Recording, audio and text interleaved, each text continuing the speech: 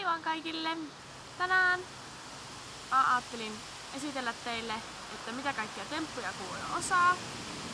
Se on opetellut niitä melko kauan jo, niin sillä on ollut aika vaiva opettaa niitä, koska se ei ole ihan mikään nopein hevonen oppimaan semmoisia asioita, mutta nykyään se osaa ne tosi hyvin.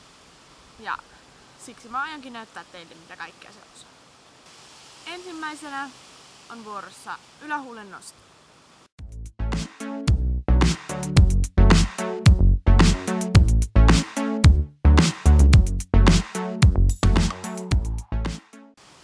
Toinen asia, minkä se osaa, niin se osaa nostaa ja kuopia kummallakin etujalalla.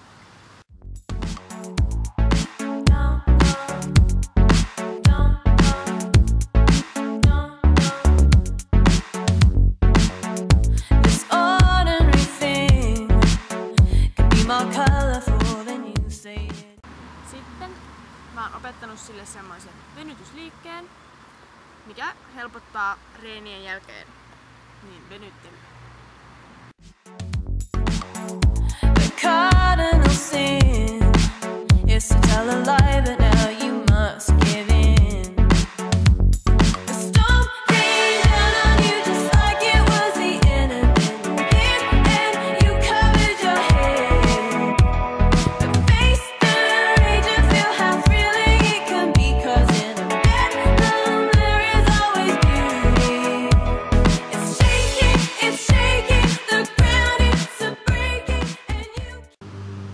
Ja viimeisenä on harjoittelussa pusun antaminen.